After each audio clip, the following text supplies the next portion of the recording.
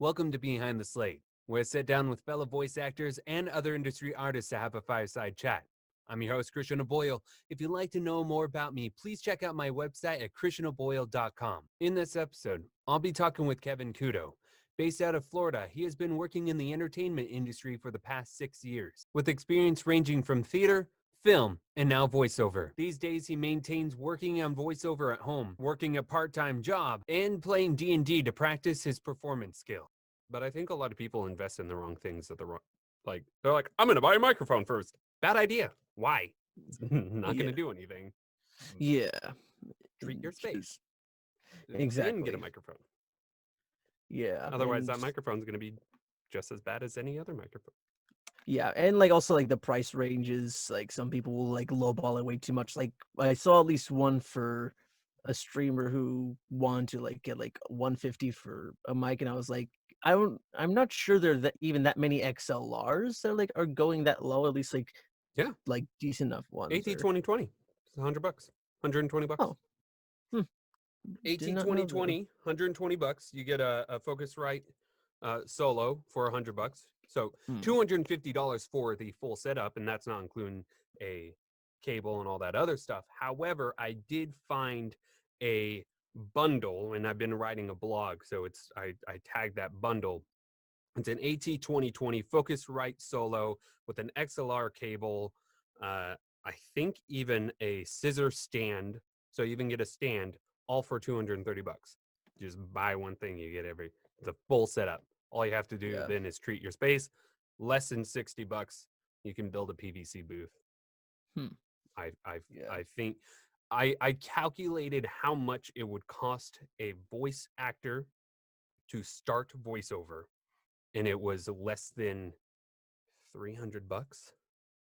It was like if you got in this realm, it was like $350, less than $400. Yeah, I think I was around then. Yeah, because I started with the Samson, like a USB mic, and just recording in my open room, no treatment or anything major, and then the Rode that I use now, for the past 3 or 4 years has been was a little over 300. Then by then I at least put foam behind my laptop in my space, and then I upgraded this, and it's just way better than it's ever been sound quality wise. My first microphone was the Rode NT1, and that's a $350 microphone, $250 microphone, I think. And I was like, yeah, I'm gonna start off right with, and I treated my space. I made sure I had the PVC booth before I even started investing in the microphone. Got the Rode NT1, used that for a while. Did a project for a client where we did a live session. He messaged me right after and he goes, "Hey, are you using the Rode NT1A by chance?" I was like, "Oh, I have the Rode NT1." I was like, "How'd you know?" He goes, "It's too bright for you, bro." I was like, what does that mean? He goes, "You need to get rid of it because Rhodes are very bright and you have a bright sounding voice. It doesn't complement your voice at all." He goes, "I recommend getting the AT 2020. It's like, but that would be downgrading. He goes, "I can guarantee it'll sound better with your voice." Yeah. Okay. So I sold the NT1, got the 2020, found out the 2035 was $50 more and had a little bit nicer bass resonance. It was a little warmer. So I sold the 2020, got the 2035, and that was my primary microphone until the Sennheiser 416. So. Yeah, because I've heard, I don't know what my opinion is now on the whole, certain mics are fit better for certain voices. I've heard it's largely a myth, and then sometimes it's yeah, I don't know what to think of it at this point. There are microphones that are very neutral, like the AT 2020, the 2035. A lot of those are very flat. They don't have curves. It's a pretty neutral frequency response. The Rhodes, if you look at them, they're brighter. They kind of, in the highs, they lift up. They have a little bit of lift in the highs, and that's where you get the brighter, which means if you're a sibilant speaker, it picks up on the a lot. And most females, not all, most female voices are sibilant by nature. That's just how their voices portray. Then there are warmer microphones that have a lift in the basses, and they'll be the ones that bring out the nice warm bassy tone. Mm, So yeah, microphones can complement a voice. They can just be neutral, or they can technically uh, not work for your voice and actually hinder your performance. At least from what I got from a sound engineer, at least the setup sounds fine. I might have to ask for more detail on like if he had to recommend a type of microphone that would fit um my voice from what he's heard of the samples that I've Mm, sent over. That yeah, just like because he sent over a list, it's just a matter of knocking out which ones are yeah, yeah, because he said most of my setup sounds fine. It's just like everything is like that like would cost more than $100 to replace like the interface and the microphone and like that would all it's all like optional at this point. yeah, yeah. And like the AT2035 was working. I didn't have Mm, to upgrade my microphone. I upgraded it because I wanted to get something that I knew would age with me, age well. mm, Because at one point, the 2035 would kind of just not do anything special. So I was mhm, going between the Neumann 103, Sennheiser 416, and actually the Lewitt 540. Um, After talking to some sound engineers, some other people who uh, uh, like Real Voice LA, I was speaking with Mike DeLay. Um, we ended up deciding that the 416 was the one to try. They didn't say get the 416 because it's going to work. They're like, try the 416, see if it works. I got it. It's like, this thing sounds nice. I'm keeping it. And mhm, that was it. I mean, yeah. there's microphones are so you don't know which one. And yeah, the Sennheiser 416 complements my voice more, but doesn't mean that the Neumann 103 wouldn't have, or the Lewitt 540. The, however, if you look at the frequency response rate, the Neumann is a little bit, it captures that little higher. So I was like, Mhm, I already know that's an issue with me. So mhm, I'm not going to get that as my first alternative. right. Yeah. So, Yeah, just take some more research because I don't know if you've picked up enough to tell if my voice isn't complementing with the road right now or you know, it one on Zoom, it's a little hard because it doesn't technically come over properly. It's a yeah, little it's not bit, totally raw. It's like yeah, just altered slightly. it's Yeah. altered because it's going through a process. Yeah. Right. Right. Right. Right. Right. So technically, I can't tell on this. With a raw audio uh, wave file, that's going to give me the best determination of, it sounds good. And the thing is, as long as it doesn't make your voice sound bad, Mm, as long as it doesn't bring out the flaws in your voice, you're good. Then there's microphones that can technically bring out the qualities of your voice, which is even better. But some people are like, I want a flat neutral response so I can EQ it the way I want. mhm, Okay, AT4040. If you want to invest in a $250 mic, $300 mic, AT4040. But if you want something that kind of slices through, the 416, that's why a lot of promo voiceovers use the 416. A lot of mhm, actually video games are now starting to use it, but you actually probably don't want to use the 416 for audiobooks or narration, because this thing for too long consistently actually starts hurting your ears mhm, because it has a higher, just a pinch of clarity in the brights, but it doesn't lift the area where it's the sibilant. mhm, But and also I have this thing at an angle. It's off axis, pointed at my mm. mouth. So I don't have plosives, and that's another reason why I don't have a pop Yeah, filter, yeah, because pop filters will technically change slightly the quality of the mic on how it picks up. yeah. Mhm, right. So if you angle it just right, it's pointed at your voice. It actually, so like I can bring it in here, bring it up here. See, up here it actually picks up more of the nasally, but down here it picks up more of the bass. Uh, It's how it's pointed at you. So neutral off to access like that, and then for Beyond the Slate, I just bring it up more like that. But okay. yeah, it's lots of little quirks and qualms and stuff like that. Yeah, I'll have to experiment with the stand since I normally just try to keep it off axis and like try like at level with my mouth pretty much most of the time. And I liked pointing it down because then it picks up this area. If you have it pointed up or you have it here, it'll actually pick up more of the nasal. And again, I'm a brighter voice, so having it in the nasal areas and just not complementing versus having it more in this general direction. Right. I'm still learning mic technique. I'm no professional. And when it comes to microphones, I was like, leave that to Tony Weiss, leave that to Mike DeLay. Anybody else? Anyone else but me, George Whitman. Yeah, they're going to be your audio engineers. But yeah, it's fun experimenting though. I'm trying to remember the name of it, but doesn't like some online place like offer you like you get to like free trial certain microphones for like a certain period of time to see if it fits with your voice, and if it doesn't, you can send them back. You could technically do that, or you could just technically rent a microphone. Oh, it was like it was Sweetwater. Yeah, Sweetwater would probably do something like that.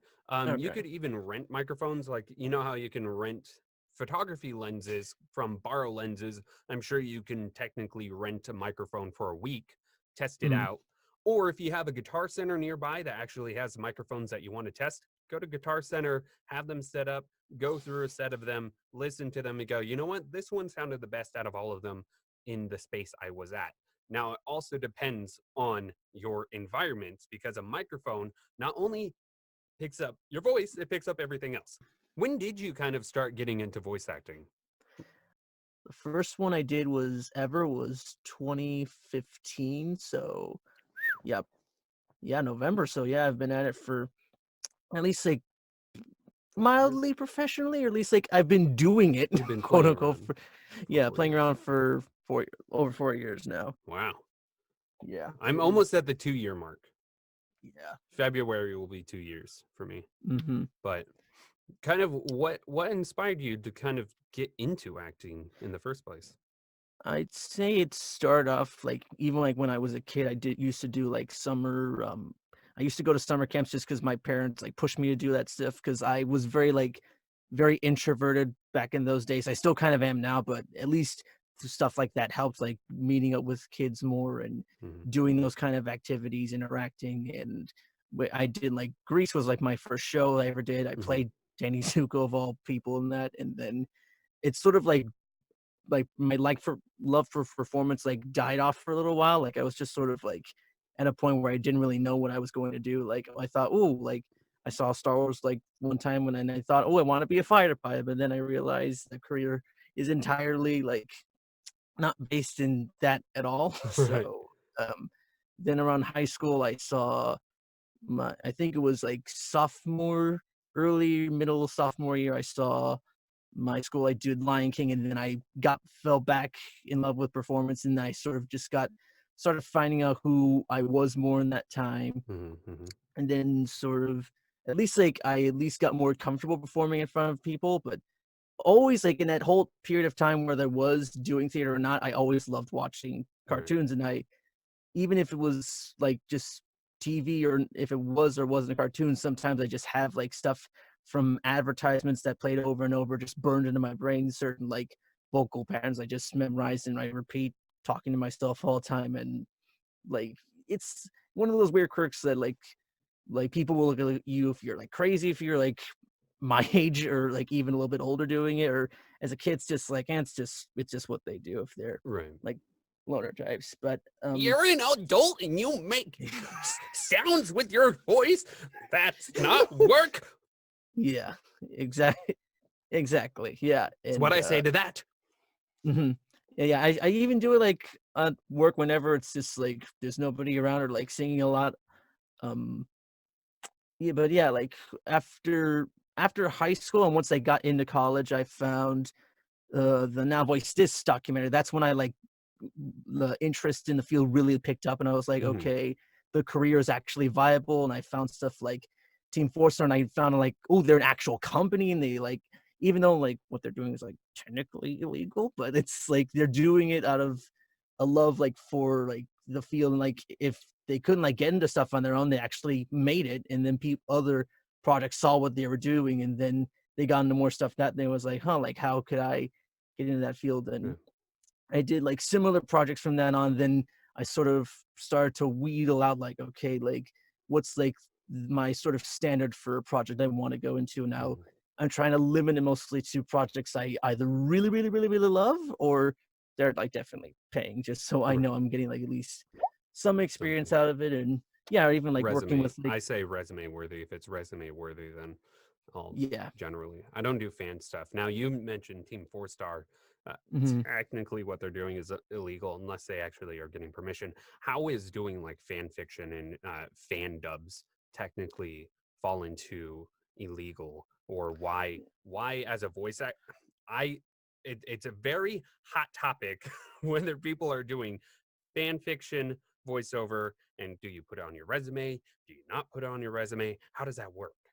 Yeah, I'd say for fan fiction, like if it's something made by the fans, like if it's like, ooh, like I'm just going to like write a scene based off like these two characters from scratch, it's all originally thought out and planned out that way. That's totally fine to do, at least like in a free setting, just like, hey, sort of made this dumb thing where we're just going to like put it on the world, and if it does, well, great. If not, well, we just like learn from that experience at least. But for them, it's more like it got like so successful to a point where like the original creator studio like got not like the author, but like the people who like made the animation saw that, and they're thinking this is a little bit like a little less than like legally safe, just because like they can those creators can make a profit just because like it's quote unquote parody. Like that's how a lot of people like try to work around like libel laws, or like things like, ooh, like you got offended, like don't worry, it's a parody. Like that's what Robot Right. Chicken does. Like that's why they can do a bunch of Star Wars, like a bunch crossover a ton of properties together Hmm. and be like still like a totally safe show, all in the name of parody. Right. Like it's a strong legal term that like a lot of companies are trying to weasel their way into. So like, and it's hard to argue against it, or like Right. it's a weird like state of affairs as it is right now. So Would you put fan dub or fan work on your resume? I have when I started out, and I took it off once I like reached a certain point. Like after I was like doing more independent work where it was like all completely original stuff, and I was reaching out to certain studios, and I'm getting on certain casting pools. Then by then it's like, okay, knowing the type of people who are going to look into um like the things that I've worked on, it's probably better I keep this off. Even though in the age of the internet, if you've done something, the internet's going to find out what it was. Right. It's Yeah, how like much it just digging do they want to do? Um, yeah. yeah, I found that when I was marketing to actual companies, and they're like, hey, can you send us some of your work? Well, I didn't want to send them like fan dubs or anything like that, or comic dubs, or anything that Hmm. was not original or official. Hmm. And I was looking through all my stuff. And I went, no, I can't send you anything. And then I started like, I need to reconsider what I'm doing. Thankfully, Yeah. now when I look at my resume, it's like, you know what? I'm happy to send that to someone and be like, hey, I did this project, this project, this project. You can find me as Tracker in Jenna Harley and the Universe Machine. You can find me as Traffic Robot off of Encodia, which is a point and click video game. So I Hmm. started building that resume. So work on that Yeah. resume. It's important. Yeah, definitely. I need to actually build up, because I know like from the fan projects there are actually ones that I am proud of, like performance wise, because the Yeah. director and I mesh. If that's another thing, if you and a director mesh well enough together with a certain type of material, even if it is like fan like stuff, Mhm. if it's like sounds like really good enough, and like the whole like editing together wise, and it just comes out right enough, then that's at least good enough to use for a at least like as a sample of Mhm. what you are capable of, like at least like maybe for like a first demo reel, or Hmm. It depends very much on like how like where you are financially. Like if you can afford like a full on professional reel, then yes, go for that stuff. But if you Yeah. are sort of starting small, then that's an example of what's worth putting on like a starting setup. I wrote a blog post in terms of how to be found or why it's important to at least have your work found in whatever aspect. Whether you're doing demo, whether it's your demo, which is going to be the most best option when you're sending samples of your work or your voice, or at least just a link to your casting call club portfolio so people can listen to your auditions to get a sense for your voice. Because I'm a Mhm. casting director, I've cast in several games and still doing that. And I was in the process of casting um, the trailer voices for one of the games I'm working on, or the one my father-in-law has been working on for the last four Right. years. So we were doing the trailer, and I was like, I don't know this guy's voice. I'm a mutual with him, but I don't know his voice. So let me take a listen to his stuff to see if he might be a fit, and I can send him an audition. And I couldn't find anything. I went from page to page and I was like, you know what? If I have to go to 3 pages, sorry, buddy, Mhm. you've fallen off. You're not on my consideration list. And Mhm. I was like, that is so wrong. If you're going to actually try to do this professionally, even as a hobby, pin it to your Twitter Mhm. page or have a link on your portfolio that points to your YouTube or points to your uh, your casting call club. If you don't have a website, have a website. I think that's so important, Yeah. because Yep. the thing is, you can either go, here's my casting call club portfolio. Mhm. Here's my SoundCloud. Here's a document for this, and it's like, what? Yeah. Send them one Yeah. link, and they can find everything they need on that one Exactly. link. If you want to send social media, either have that in the signature of your email or again on your website where they can click and go to your social media pages that they want to take a look at. Exactly. And Yeah, you like I actually started just got off your website. yeah, like you helped put mine together, thankfully, because I do not have the technical or software know how to put anything like that together. So, and yeah, like when in doubt, like I've learned that it's even when you do have a website, send all three things that you have: website, resume, and reel, just so if they only want to look at the one thing that's like they prioritize, all right, what's this person done? Just go to the resume. If they want to just hear the voice, just click on the reel. But And the thing is, even then, if you yeah, have your resume on your website, you just say mhm, kevincutova.com/resume. right, Or if they want the reels, kevincutova.com. And if they yeah, want anything, you can just link them because one, sending them to your website, one, looks professional. hmm Two, they don't have to navigate around everything to find what they want. And hmm three, the more people who visit your website, the more SEO you get, the more Google likes, oh, this person's having traffic. And the more you work your way up hmm on Google. hmm But one of the reasons why I started running a blog is for SEO purposes, is to drive more traffic to my website. More traffic on my website means the further up on Google and Bing and stuff like that I start moving up, hmm the likelier chance that someone can find me. Right. That's why I have a YouTube. That's why I have a YouTube, which then I just turned into a podcast. Now it's in podcast form. I think you can, not yet, but Behind the Slate will be available, I think, on iTunes. I'm trying to get on Spotify and Stitcher and stuff like that. And then it's on my Mhm. website. If you go to christianoboyle.com, there was a podcast and it'll actually have all of Behind the Slate on my website. Nice, very nice. But But website yeah, is important on really SEO. yeah, yeah, like it's definitely like it helps make like if you want to make it in the field, it is a huge like help in making you at least to look uh, more appealing to the professional eye. Like if you're going to actual like original animation studios, and even if you have like something like just as simple as a business card or something like Production houses, explainer video companies, uh, game devs. I Mhm, have two reels that are technically dedicated or like aimed towards game developers and animators. Is my video game demo and my mhm, creature demo. But I don't generally send my creature demo unless someone is asking for a creature demo. However, when people go to my website, like, oh, they have a creature demo. One of the games I'm actually in, I'm the casting director and voice actor in the game. He listened to my creature demo, which they actually had a lot of creatures that they needed voiced, and that's one of the main things I do for the game. However, when he listened to it, he goes, I literally scared my family playing that thing. I'm so Yeah. sorry, but I'm happy at the same time. I'm like, I don't know how to take that. Is that a Yeah, it's compliment?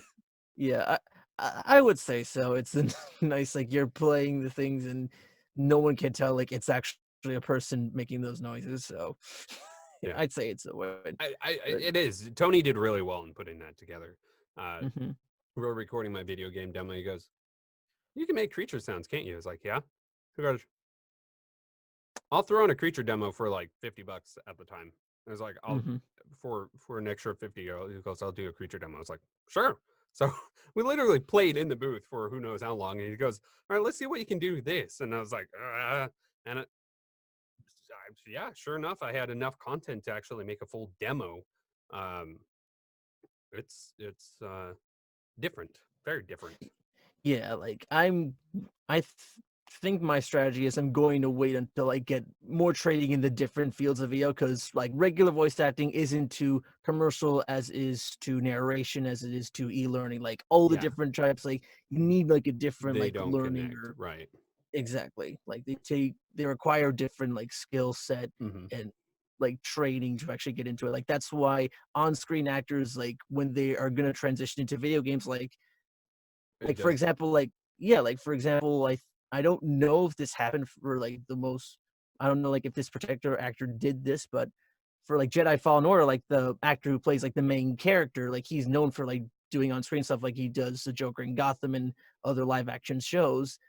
Like if you're a professional, like and he probably did this because the game looks the way it does, or I have to play to know for more for myself, but it helps if you at least like go to 2 or 3 classes with someone who does voiceover and especially motion capture for a type of game like that is instead of just like Hmm. whether it's 2 or 3D, you have to learn like to do like the little nuances because if you just stay still in motion capture, you look weird. Yeah, Like because it's not like real life or actual live action stuff where you can just stay still and it's just like, oh, they're showing emotion that way. No, right. for motion capture, it's an entirely It's different completely beast. different, and I think all forms of acting are different. There's stage acting, there's on camera acting, and then there's voice acting. Voice acting is pure acting with just your voice. There's nothing else you have when people are watching. Obviously, the animator is doing something to make the character act as well. However, as the performer, all you have is your voice. Very hard. Mhm, Hard, mhm. not impossible. However, then there's stage acting. You don't have to be so expressive in your voice. However, you do need to be very expressive in a grandeur because people are at least the closest person is about 30 feet away generally. Mhm. They call it the 30-foot rule. And Right. then on stage, they could get really close. So you can be very expressive in your face, but you don't have to worry about your body. It's so different.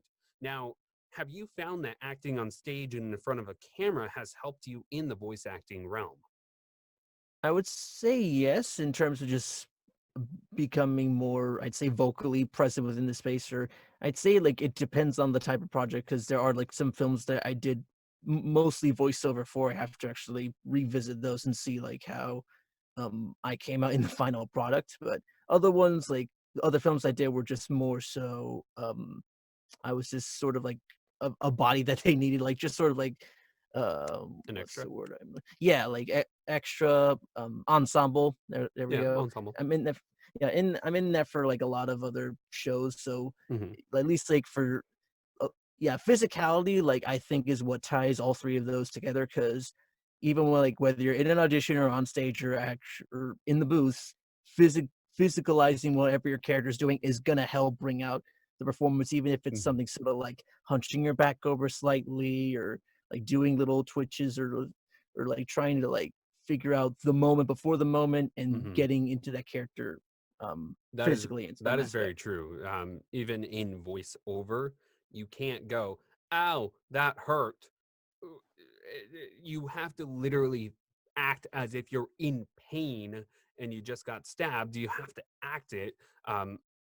to portray it in the voice. Obviously, it has to be probably more expressive because it's just your voice, but it is very true. You have to be expressive and move and really get into it, even in the booth. I was just doing an audition yesterday, and I was just like yelling at the person in front of me. I'm all alone. But it is very true. You have to be very expressive. Now, have you found that voice acting has helped outside of the booth?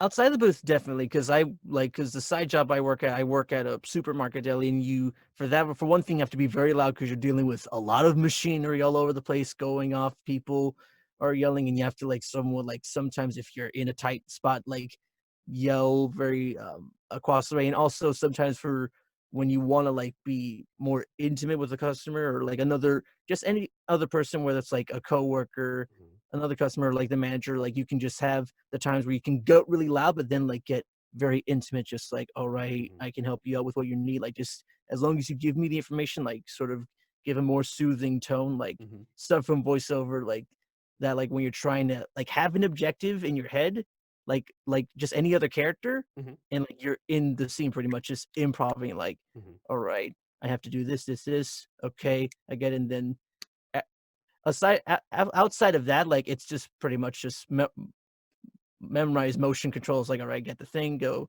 do that. And then I also have a set script in my head for the beginning and the end of an interaction. Everything else in the middle is just sort of all right, whatever they basically, yeah. Interaction. Now, have you found it actually useful also on stage and maybe in front of the camera? Yeah. It has been a while since I've been on stage or in front of a camera.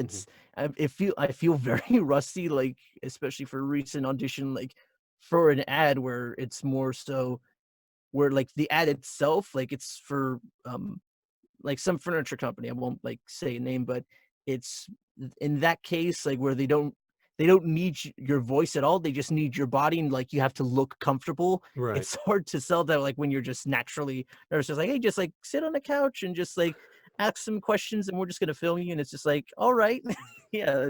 It's just lounge about, yeah, it's hard to it's hard to naturally look natural. Just yeah. Yeah, that is very true. Now, I have found in terms of a speaking audition, I'm like, I know exactly how to portray it in my voice. However, I'm like, I don't know what to do on the camera, though. It's completely different, but it kind of does. It's helped with my cold reading. I was pretty bad at cold reading. However, the last audition I did where I had to cold read for stage, it was bad. It was just like, I mean, yeah. Honestly, as long as even in a cold read situation, as long as you make choices and commit, then that's really not your fault. It's just you made the choices, and then the director's there. Okay, he can be impressed. Wow, he's totally off, but at least he's he's selling it. no, I was off and not selling it. Oh.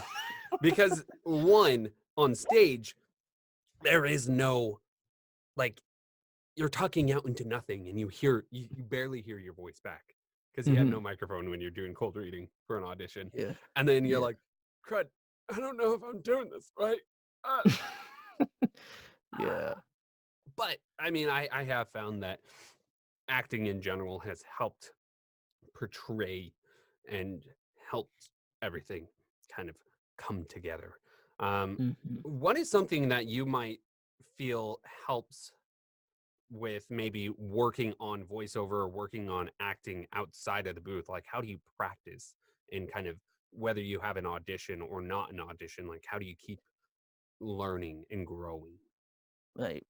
Most of the time, right now, what I've been mostly taught off is depending on what the audition is. If it's one where it's a character and I'll get an image, I try to just do a cold read. I'll just I'll only go off the image, read the lines, and then I'll go back to the cold read, and then maybe skim the bio, because the writers aren't the actors. That's an important thing to memorize, is that they they'll note the important things, so personality, age, accent, that's all vital to know, but aside from all of that, maybe some experiences you can pull off of from the character, like, oh, this character did something similar to what I've gone through, like, and you can use that for your performance. But other than that, if it's just unnecessary like history or certain stuff that you can't bring to the performance, then it can be ignored for that audition. And Yeah. yeah, it's because a character is nothing more than an exact, like when you're going in a read forward, you're not playing like an entirely different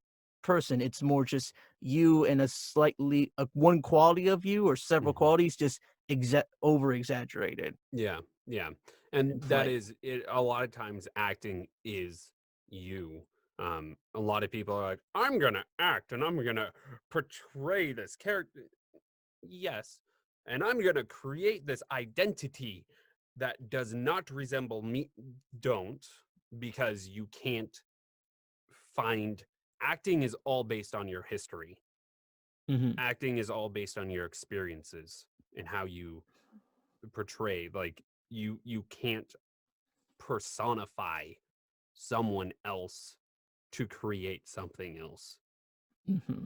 And just like, oh, this guy's nice and tough, and I'm gonna. It's like, no, you need to embody yourself and Hmm. know that you're enough. Yeah, like put And yourself mentally in, like in the situations, yes, like okay, if I was in, like, what's the closest thing I can go into in this character's head in my own life, or what if I myself were in that situation, and then I had that level of power, and then I could think, okay, this is how I want to respond, or this is how I want to even something simple like saying a character's name, the person listening should automatically know how you feel about them, like right. even like subtle things like that. And like one, Kevin.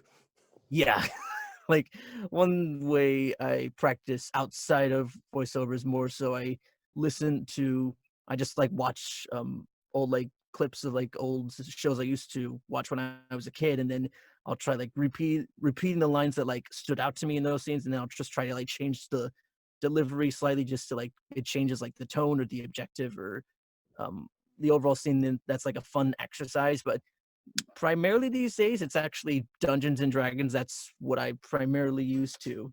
Yeah, Yeah. it's the Improv. ultimate improv, pretty much. Ultimate Like, improv. If you want to learn yeah, improv and you want to have fun doing it, D&D, I think is yeah, awesome. yeah. One of the exercises I think is probably good is find a sentence, maybe even a very basic, even one word. Hey, now say that 10 times differently every single time. Mhm, And then that is an exercise. Like you could go, hey, hey, hey, hey. Like that alone gives you different kind of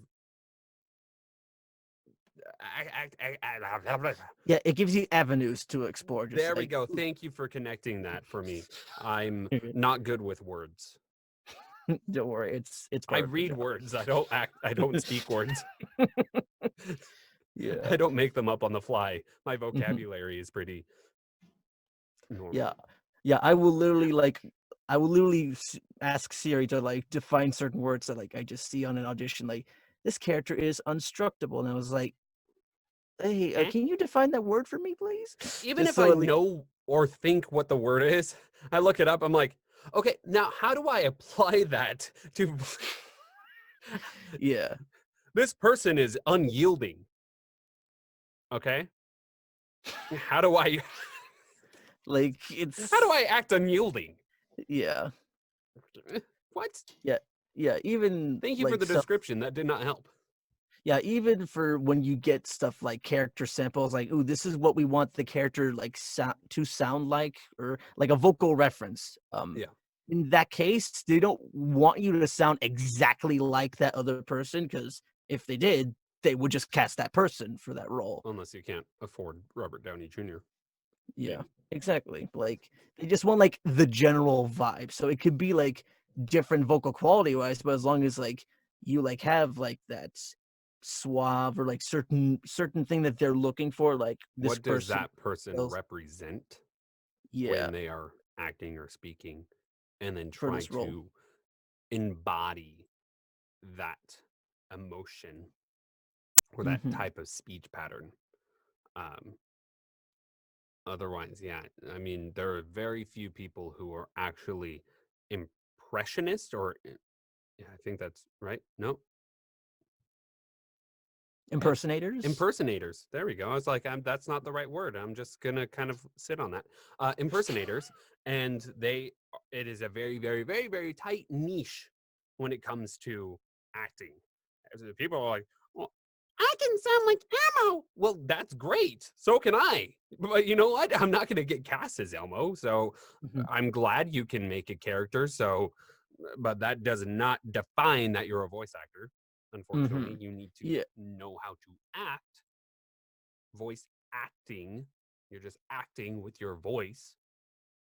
So, Yeah. If you can do something like take an impression, do something like creative with it, like you can make Elmo sort of like more angry, or you can Emma do loves yeah, you. just like creep it up a little bit, Sure. then yeah, like you that's how you get stuff like Chucky, like Yeah. or how you get different like vastly different You characters can can sound so like create a character, even if you're not good at doing an impersonation of a character, even if you try, you'll create your own character in the end.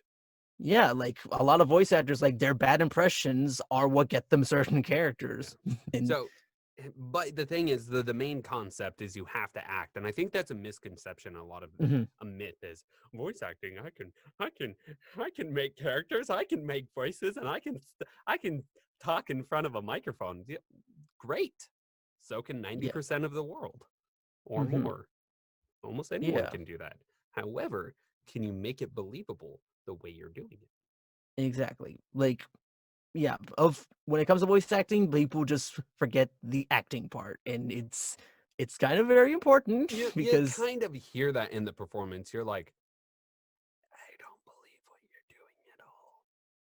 yeah, like yeah, and it goes back to like again, like certain celebrities, if even if it's like the name of the person, like ooh, like for example, like the MLK controversy. I don't know if you heard like when Ronda Rousey was cast as was what cast as one of the Mortal Kombat fighters, and Mm, people heard back the takes, and it was just like this can't be like their what like the final like end result, right? Like this was the best that they got, and right. it's just because like she's not naturally an actor, Yeah. she's a fighter. Like Yeah. she's probably better for capturing fighting. That's great, but and she can like do like sound reacts really good, Yeah. maybe, but outside of It's all that, different. It's completely different. And even I see a lot of A-lister actors get cast in projects, and most of the time, now obviously you got ones that are fantastic like Indina Menzel, Kristen Bell.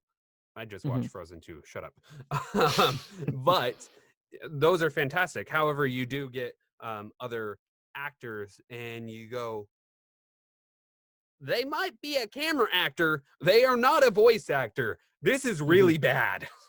Yeah, like it's it can go fall into a lot of factors, like the actor themselves not being entirely familiar with this with the field, like and Mhm. that goes to again, like if you are unfamiliar, it's at least like go like have like a class or two or Something. three with somebody who is experienced, like, hey, like this is a field like out of my familiarity. Please like fill me in as to like how I can perform Yeah. effectively in this because and they'll help you out, like, if Even you are hire a good with coach. They will teach you the fundamentals and how to take your acting and actually just apply it to your voice. I mean, mhm, that's how successful projects actually come out. It's mhm, successful when someone actually goes, I want to do this correct, so I'm going to hire a coach and they're going to teach me how to do this correct, and therefore my performance is going to be the best that I can provide it. exactly. But it, it kind of overlays, but like I went from stage acting to voice acting. My one of my struggles was making one the read believable, not make it sound like you're reading, because voice Mhm, acting most of the time you're reading. And then two, not projecting when I'm trying to talk normally. mhm. But I did learn pretty quickly that you can really play with the microphone. Also, it helps with monitors to kind of really tell on how loud you are.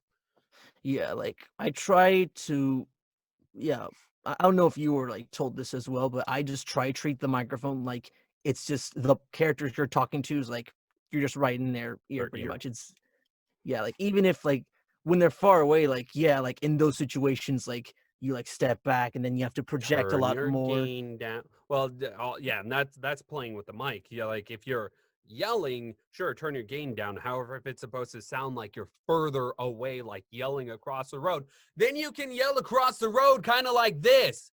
But it's completely different than like that. Exactly. I played with the gain. Someone's gonna be like, "What is he doing?" Maybe I'll cut that out. Maybe I won't. Editing. Yeah. There's a lot of nuances and a lot of things and a lot of techniques and stuff like that. Now you've been doing this for 4 years. Where would you like to see yourself in 5 years? In 5 years, that's a lot. 5 years from now, or just like 3 years from now? Oh, 3 years from now. 3 years, 5 years from now. Just where would you like to see yourself in the near future? One, probably out of Florida. Just to be frank, like it's not exactly. It has like it's already side like definitely for theater, for film. Like we're right next to Georgia. It's just like a few hours drive away. Sure. Yeah, like they hold the monopoly. It's when it comes to like actually getting stuff produced, but I've been reconsidering going to Texas because I've heard that even Texas voice actors are even themselves slowly moving to LA in the end. And of course, I don't know how that's going to affect like the Texas overall like talent pool, but like I mean it all depends on how well off those actors are and if they can maintain going back and forth between those places. But they're two different like lifestyles. Like how much you make out of Texas versus how much you need to make out of LA are completely different. Also, the competition in LA is completely different than Texas. So obviously, it kind of really just depends. Now, where can people go to find more about you and more about your work? Well, they can go to my website that you made at kevincouto.com, and there'll be more changes coming in the near future. I'm hoping to get in a habit of updating it every week with new roles and such. Sure. Hopefully, more reels within the future. On all social medias at KCouto VA on YouTube, Instagram. I don't know if I will try to go into more independent creative endeavors, but we'll see what the new year brings, what skills and such. But yeah, and I've got projects in the works. I just have to wait till NDAs are until I get the clear to actually like announce them, because there was really good clients and I just want to know like how are they going to release it so I can tell people to watch it. Yeah. That's more or less. It's just like, I want to add this to my IMDb. When is it going to be available? Exactly.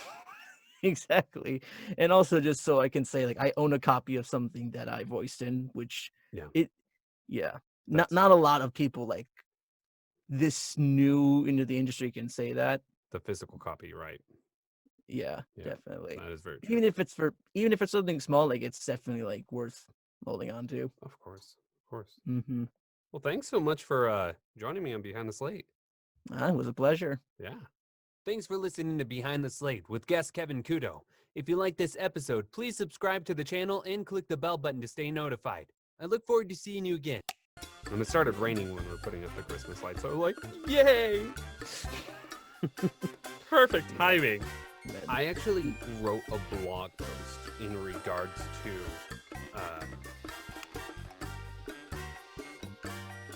wow, I forgot.